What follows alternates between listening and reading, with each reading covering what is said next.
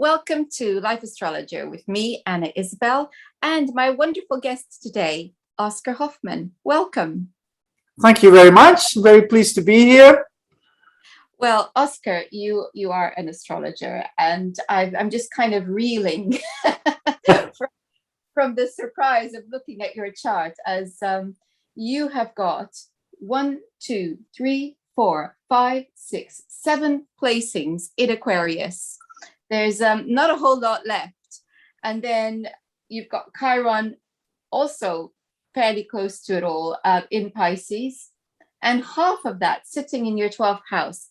So, Oscar, what's it like being you? Well, I'm the new world teacher, as they were all waiting for me in February 1962, of course. Yes. I think, well, the hallmark of Aquarius, of course, is to be looking at things from an alternative perspective. Yes, I think so. And often ending up kind of outside the crowd. Yes. So I wonder how that plays out with you. Well, of course, I would look at my own chart in a more classical way, but it's a bit the same. Now, all these planets, they are disposed by Saturn. So Saturn is really the thing. And Saturn, in classical terms, is astrology or traditional things. So there's a huge amount of energy going into this Saturn. And the Saturn itself is actually Lord of the 10th house in the 11th. So that's the astrological work I do. And of course, Aquarius is a fixed air sign. So it all has to do with writing and teaching. And I've just finished my 5th book now. So there you see the Aquarius, airy Aquarius, and also the fixed thing, so very much determined. Yes. And also staying in the same thing all the time. It's very fixed. Yes. And certainly, you it's almost as though you chose your path and you stuck to it. And yes. Saturn, very important, ruler of your MC as well. So and then of course we've got your chart ruler, which is Mars, but that's also in Aquarius and it's conjunct Saturn. Yes. So there's that going on. I'm just wondering whether you ever feel with your excuse me, with your Aries ascendant, that you are having to assert your view of the world, shall we say? Yes, I think so. Of course, it gives a bit of fire. Yes, absolutely. If you would look at the temperament, which is the classical way of judging the behavior, or at least a part of the behavior, then of course this Aries ascendant would give you double fire, because in a way it counts 2 times. The other part is the phlegmatic, so it's the watery kind, the watery temperament. So it's mixed, watery, and of course you see the fire, you see more, of course, because there's an active element. So it's the mixture actually, but yeah, clearly the fire is clearly visible. Yeah, and you feel that in yourself. Yes, absolutely. So we've talked about this strong component of air, but then you've got quite a strong emphasis on your 12th house. Yes. So it's what do you feel that's about? Well, classically looked at it again, it's the Malus Daemon, so it's actually a malefic house. it's the weakest house of all the 12. And that is, in a way, what is there is not easy to manifest, and that's very clearly. So it took a long time for me to find the right perspective to work. And so with 4 planets there in almost 8, I think 8 house rulers, a lot of it is very much remains hidden. It's also conjunct the South Node, which is also quite Saturnian. So That there's an enormous energy which can only come out through Saturn, because Saturn disposes these 4 planets. So, and Saturn is incredibly strong in the 11th house in its own sign, and a star in the Eagle, the main star of the Eagle, which is Altair, and which has to do with teaching. So it really focuses all through this Saturn. Actually, it was more easy to focus on Saturn because there were 4 planets which didn't work at all. So I don't have much choice, actually. what do you feel having that North Node in Leo? It's in the 6th house as well. Oh, I just thought about your book on classical medical astrology, and suddenly I'm not so surprised with an emphasis on your 6th, that there would be an interest in that side of astrology, of course. But what do you feel about that North Node being in Leo, given that you've got so much Aquarius? Yes, well, I would only see the North Node as really very clearly active if it really conjuncts another factor. And of course, what you say, being in the 6th house and having an interest in medical things would fit a North Node in this house. So yes, I would have to agree with that. Yes, all these, if you look at receptions, all these 7 planets in Aquarius, they just don't like the sun.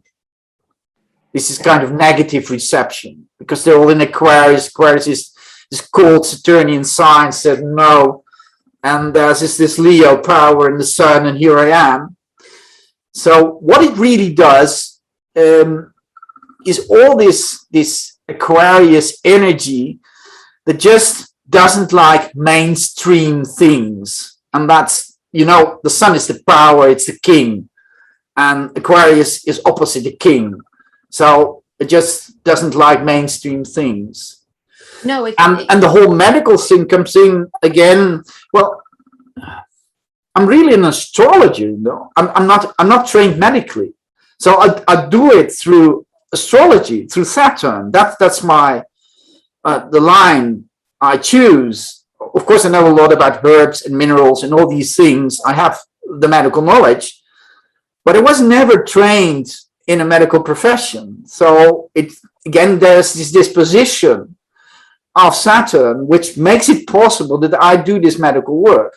And there are also medical astrologers who do homeopathy or are trained as herbalists, or, for me, that doesn't work. I go through astrology. It's very much medical astrology. Yes, indeed. And I think it's almost like you don't have to practice it. You want to understand it, but you don't have to practice it in terms of administering actual treatment. Oh, I do that. Oh, you do? So yes, absolutely. I treat people. Well, that is necessary.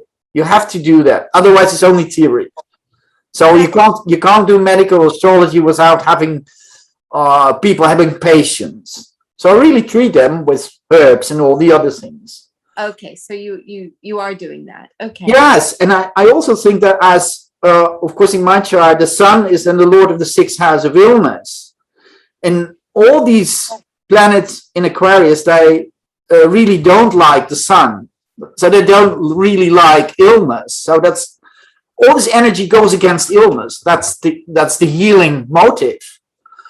And it's wonderful to have even serious illnesses like cancer. You can treat people and sometimes totally heal serious illnesses for which doctors and medical experts could not find a solution. So it's extremely powerful, and the power is in the astrology, because you can always make a diagnosis. Yes, and here you are as an Aquarius making that statement, which could, get you into trouble, which is a very Aquarius thing. Yes. Of course. You don't care what the authorities think. Absolutely love it. But I live in Holland, and everything is allowed there, you know. Yes, you have you have a tremendous freedom, which is a good thing. Yes, but if you, of course, this whole thing is a bit of common sense. Of course, I would never say don't do what your doctors do, that kind of thing. I think that's irresponsible. I mean, there's more than one perspective on an illness in the body, and you should respect both perspectives. I always do. I agree, and I think that's never been more relevant than it is in our current time. Yes, absolutely. And I'm coming back to that North Node in Leo, which I think it's interesting, isn't it? Because we're really looking at the polarity of Aquarius, Leo, and it's you can't divorce one from the other.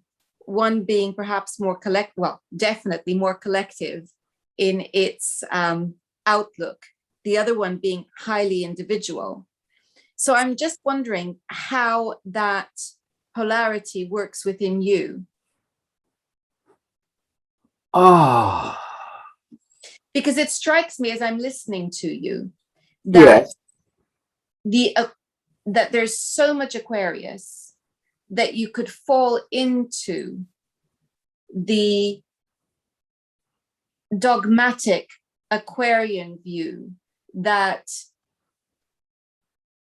my vision is the vision and therein lies utopia. But okay, yes. But looking at that North Node in Leo, I don't think you'd ever be allowed to do that, because it's demanding that respect for individual as well. Yes. And yes. To you, I feel that, because you were were saying there is more than one view. Yes, and absolutely. With so much, because there is, that's knowledge. Exactly. Yeah. So and knowledge is always the criterion of what to do, and you have to really go to the foundations and really find the deepest knowledge, and then you will know what to do and how to do it. So that's always the criterion, and that prevents you from becoming dogmatic. Of course, it's a very focused energy, but it's it's focused on truth. Yes, and I could hear that as you were speaking, as you were talking about, with medicine, there being more than one view and all views needing to be respected. And I just thought, I think that would be a very Leo view. The need to see that the individual among. Yes, of course. Yes, right. Yeah, absolutely. Well, I think it's been a really lovely opportunity to have a glimpse into your world, Oscar. Thank you very much. Yes. Okay. And for those, for if anyone wanted to contact you, how could they find you? They can go to my website, of course. That is, it's actually Dutch. It's Pegasus Advies, which is Dutch, of course. Maybe I can send you the information later. Yes, well, what I'll do is I'll put the link on the description box accompanying the interview. Yeah. Okay. So that way people can contact you. I'll send my site and my email address and my phone number. Okay, and also, of course, our viewers need to know that we are about to do another interview about this wonderful book that I have been enjoying, Fixed Stars in the Chart, Constellations, Lunar Mansions, and Mythology. Yes. We're just about to talk about this book on In the Light. So I will be putting a link to that on the description box too. So Oscar, thank you so much for your time today. Okay, you're welcome. Next week, I believe I'll be talking evolutionary astrology. So be sure to join me then.